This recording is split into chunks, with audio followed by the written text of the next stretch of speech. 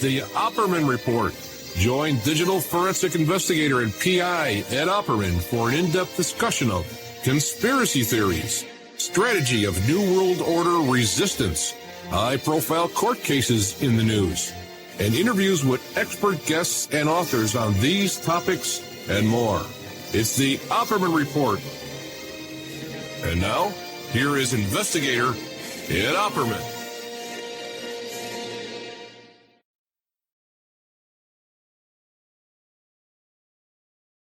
Okay. All right. Welcome to the show. I am your host, private investigator Ed Hoffman. We're giving you one last update on Hurricane Milton and my personal experience with Hurricane Milton, and that's it. I don't want to hear about it again. First thing I want to get out there to you is, especially when I did the first recording and I put it out there, and then I put many posts up in social media, asking people not to continuously contact me about if I'm okay. Ed, please leave. Please, Ed, please evacuate. When I go to that extent to go to so much effort to really ask you to please stop, that's I do that for a reason, because it's overwhelming, especially when you're putting up sandbags and you're running around, you're trying to put up tarps and stuff like that, and then you're getting these constant messages from, listeners and stuff like that. And I love you all. Great. I appreciate your concern. But, I have my own things in real life that I need to communicate with people in real life. And it's kind of like when you have situations where, these first responders and you have volunteers, trying to get in there and help out. Or like, all the king's horses and all the king's men couldn't put Humpty Dumpty together again. What are those horses doing? Okay, clearly those horses were just in the way, okay? They're not going to be able to put a Humpty Dumpty back on a wall, a horse. So I beg you, if this ever happens to me again, okay, please, on all that is holy, please stop the messages. I appreciate your advice. You want me to evacuate? Okay, thank you. I took your advice. Anyway, so let me tell you what happened with the storm. First of all, I am exhausted. My whole body is just like beaten with a baseball bat. Exhausted.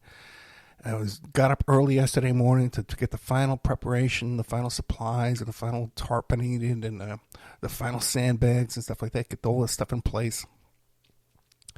And so by the time, I passed out last night, 10 o'clock at night during the hurricane. Okay. But by then, it had become clear that the major threat was over. It was heading right toward me. It wound up hitting about 150 miles south of me. Thank God for that. But we did get the majority of the winds hit us here where I am. Okay. Plus, I have family and friends I got to take care of too. You got to consider my own personal life here, guys.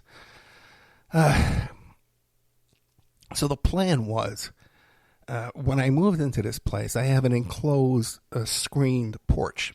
And right beyond that porch, about 5 feet downhill, is an incline. We have a lagoon, like a man-made lagoon, okay? And there's otters and turtles and frogs and stuff like that all in this lagoon. There's plenty of ducks and geese, bit of scurry, all around here, And what they do is, when there's going to be a storm coming, they drain the lagoon into the public sewage, sewer drains. They're able to drain it a couple of feet. And then once it gets to a certain level, and they can't drain it a second time, because if they open up the drain, the sewage will actually come back in and raise the level. So, the last couple of storms, it's never overflowed before, but the last couple of storms we've had, it's overflowed. Okay, and last night it overflowed. And it was so dark out, and I had put this tarp up. Okay, well, I'll get to the tarp in a minute. But it was so dark out, and I couldn't even, the flashlight wasn't even helping through the glass windows and stuff like that, and through the screens. It had overflowed, and it was getting toward my patio there, my screened-in patio, even though I had sandbags up and I had taken all kind of precautions with that. But a couple of times, like an optical illusion, I thought this thing was ready to come in the house. But thank God it did not. Another thing we got really lucky with, another little miracle we had, was that the storm drains in the parking lot was totally covered in debris. They could not drain through those storm drains. But because we were spared the majority of the rain, Otherwise, my car would have been under 3 feet of water. So we got spared with that too. So my plan was to put this tarp up over the screen to keep water out and keep debris out of my little patio there. And when I moved in here, the previous owner, who was like this real do-it-yourself character kind of guy, he's a little do-it-yourself nonsense he did around here. Okay, more trouble than it's worth, And he had put these hooks in the ceiling, and I says, oh, look at that. Those hooks are perfect for a tarp with those grommets. I put the tarp up there to keep the water. That's probably what he did. So I had all this planned out. I ordered some tarps from Amazon. They're still not here yet. Okay, they're coming tomorrow. Thank God for them. But the thing is when I went to start putting I went to Home Depot, got some tarps. But when I went to start putting the tarps up, all the hooks were falling out of the ceiling. So that plan was, right away wasn't a great plan, not a great hurricane preparation like the experts around here, which everybody seems to be an expert. But I was able to rig some things, and get the tarp up. It looked ridiculous, but it was up there and it was very secured. Because I have all kinds of preparation stuff anyway. I have an emergency kit and I have a first aid kit, and I got all kinds of, paracord, all kind of stuff, but I'm very prepared. People think I'm asleep over here. Trust me, I'm not, And by the way, too, I was talking in my last report about how I had this insurance report about how my building was hurricane ready for the insurance company. It's called a wind mitigation report. I got a lot of people, Ed, what kind of report do you have? It's called a wind mitigation report. So I knew this structure was capable of taking 110, 120 mile per hour winds, okay, without concerns. And we did. We didn't lose a single shingle on this building here. And a couple of times last night, I heard some big branches hit the side of my house here. So, it's stressful.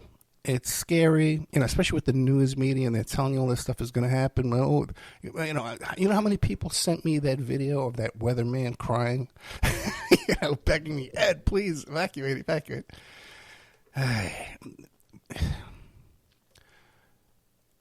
Part of the problem with the evacuation is because the west side of Florida, the Gulf, okay, the Tampa Bay area, which is where it was projected to hit, and then they were claiming was going to be Category 5, it's going to be 20-foot storm surges. And by the way, even if there were, I'm 37 feet up over sea level. But the thing is people panic, and people in areas of Florida, like Orlando and stuff like that, where it was it was just a bad storm. It was like a Category 1 by that time. They're all evacuating out of panicking and evacuating. So they clog up the highways and stuff like that. So, and then people say, well, why can't you open up both ends of the highways going north? Because there's emergency equipment coming south and workers coming south, which is a whole nother thing. See, what happens is when these hurricanes hit, thousands of these cherry pickers, these linemen, to fix the power stuff, to fix the phone lines, to fix the power lines, come flooding into town. These are subcontractors from out of state. And they pay these guys a fortune, like $1,000 a day, man. These guys are making a fortune. And they put them up in these motels down here, and they come down. And then just think, they're doing these quickie on-site repairs and upgrades, with a little bit of rain coming, wind and stuff like that. They got another one. They're in a rush. They're not doing quality work when they come down and do this. And they're spending a ton of money on this. See, and I suspect why they do it this way is because they get some kind of federal emergency aid to pay for that. Where instead what they should do is they should have a higher 10% of these guys, have them live down here, put them up in some good housing that's hurricane proof so they don't have to worry about where they live and stuff like that, and have them do this maintenance and upgrades year round. And then when the hurricane hits, they're here already. But I think that would come out of the pocket of the power companies, whereas bringing these guys all in, and throwing $100 million at them, is paid by the FEMA and federal government, emergency aid, which is what I think is going on. Well, it's just the obvious scam. You know what I mean? It's just the obvious con on this kind of job. So, so a lot of this stuff could be prevented. A lot of this stuff could be avoided. So much of this could be avoided and prevented. Like there was a ton of debris from Hurricane Helena, which was 10 days ago. It was on people's front lawns for weeks and weeks. Well, not weeks and weeks, it was only 10 days, but for 10 days. And then DeSantis says, well, I'm sending a caravan of dump trucks down there 24 hours before the next storm. Give me a break, man. You can do this stuff in advance. So anyway, there's a lot of chaos and confusion around all this kind of stuff down here. And the idea that these locals, say, well, it's just a hurricane. I survive these things all the time. Well, maybe, you shouldn't tolerate this. You should demand better services and better infrastructure, better drainage. It's not rocket science, sewer system. It's not rocket science, Like even the situation we have with the lagoon back here. Okay, man, rent a pump, Rent a generator with a pump and pump that water into the storm drains. It's not genius, So anyway, I had the place all prepped yesterday, and I made an educated decision. And once again, when I say I'm making an educated decision, it's not just based on watching TV, watching CNN, okay, and watching Anderson Cooper stand in front of a river he doesn't even know what he's standing in front of, okay? I have resources. You listen to me for 10, 11 years. You don't realize I'm a capable person with resources. I know people in the mayor's office. I just moved here. Okay, so I have information at my disposal. Okay, oh my God, it's just crazy. So what do you call it? Okay, so I made an educated decision. I looked at my wind management, whatever that thing's called, that report. Wind mitigation report. Okay, and I knew that my condo could handle Category 4. I got the sandbags, and I got my preparation and my food and supplies and water and stuff like that. And by the way, too, they did shut off the water. They shut off the water last night at midnight. And they shut off the sewage, too. Okay? So you couldn't even flush your toilet. And then now the water's back on, but they say you have to boil your water. So now what I'm trying to explain to a couple of my neighbors over here is that means even your ice cubes, okay? If water is coming through this system and it's making ice cubes, that's polluted water in your ice right now. You got to use old ice cubes before they turned off the water. But they don't seem to understand. Okay, what do you want us to boil the ice cubes then? No, I want you to use older ice cubes, you idiot. It's just amazing. People are so stupid. So anyway, I saw last night that it was going to hit south of us. It wasn't going to be that bad. We didn't have to worry about the storm surge. I just had to worry about the rain and the high winds. Okay, and trust me, there's a lot of debris on the roads. Where I normally park my car, a big giant palm tree was right by that car. Okay, I posted some pictures on Facebook and Instagram, Twitter, and stuff like that of what the conditions are around here. And then I got up this morning and I found out that the water pressure was off. Even though I used the dirty water for my contact lens, I didn't realize at the time. No damage. Power never went off. Internet went off for about a half hour. Went back on. My phone's not working. Cell phone service isn't working right now. I can text, but I can't make phone calls and receive phone calls. But I'm getting by with Skype with that. And then, by the way, I taped 2 great shows yesterday. One about the Flint water crisis, and another one that was Greg Palast about election shenanigans, as we like to call it, and then Vigilante Inc. is the name of his new film. So, get up this morning, the water is off, came back on, you got to boil it now. I got some kind of leak, too. There was water in my kitchen. It's clean water. It's not sewage water. It's rainwater. It must have got into a crack in the door or something like that, or it seems to be some kind of leak underneath the dishwasher. So we're going to take care of all of that. But no crisis, no life-threatening stuff like that. It was never life-threatening. Okay, this whole thing from beginning to end. Not here where I am. And I know a lot of people still don't have electricity, but I think that's going to be rectified shortly. From what I understand, most of those electronic repairs is just transformers that get damaged and can easily, and they're old, outdated to begin with. They needed replacing before the storm. Okay, it's from what I understand. I'm not a lineman. I'm not a utilities guy. I'm just telling you what from what I hear from people that know. Hey, so let's see. What am I leaving out? I don't think I'm leaving out that much. Okay, so that's what the situation is here. We still have like 60,000 people displaced from Helena. And so there's no hotels down here now. There's very little gas. People get around and stuff like that. And there's a lot of debris in the roads and streets and stuff like that.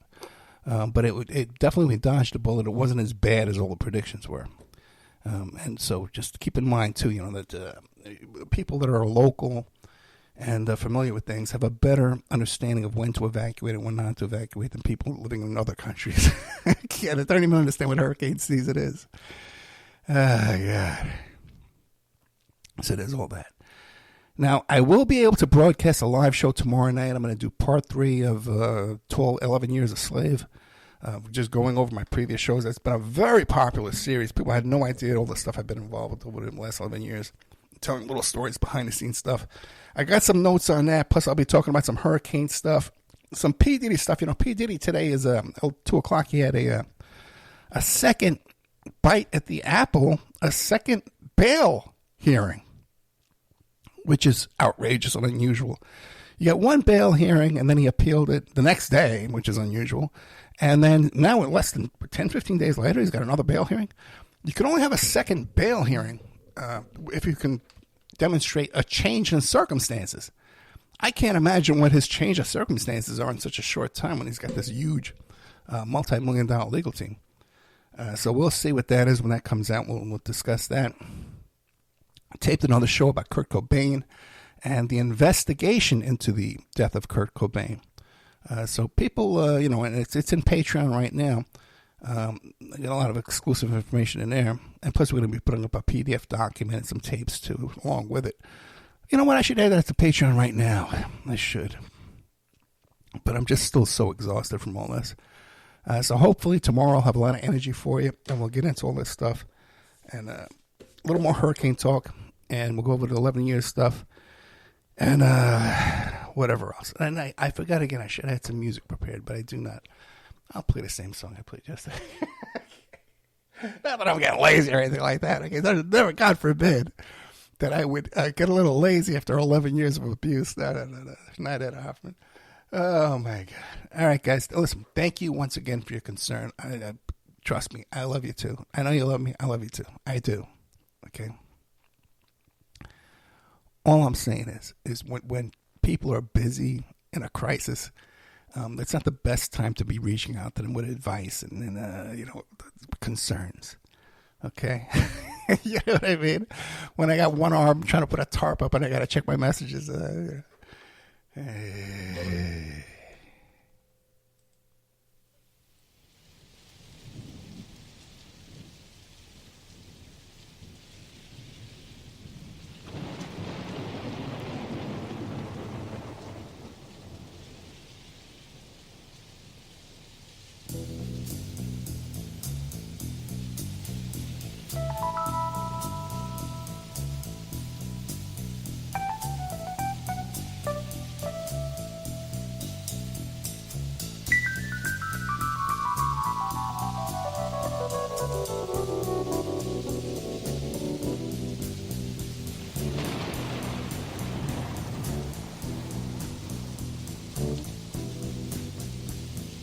Riders on the storm, riders on the storm. Into this house we're born, into this world we're thrown. Like a dog without a bone, an actor out alone. Riders on the storm, there's a killer on the road. His brain is squirming like a toad. Take a long holiday, let your children play.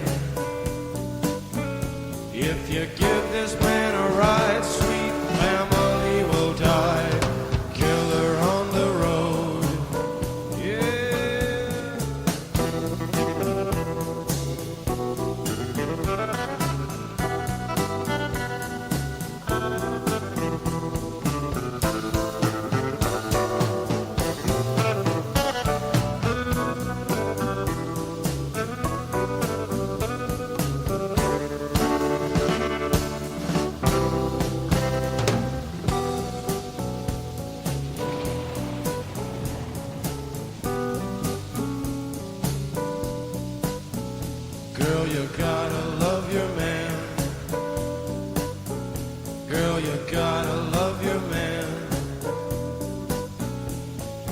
Take him by the hand, make him understand. The world on you depends, our life will never end. Gotta love your man. Yeah.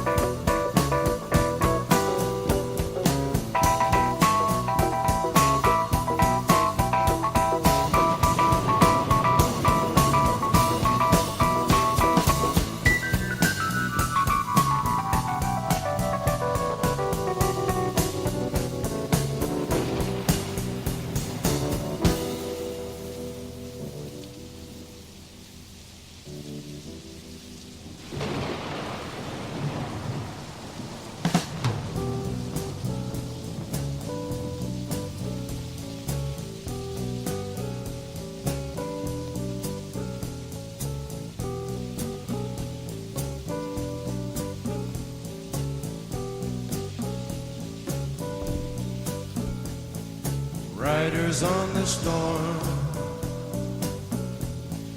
riders on the storm. Into this house we're born, into this world we're thrown. Like a dog without a bone, an actor out on loan. Riders on the storm.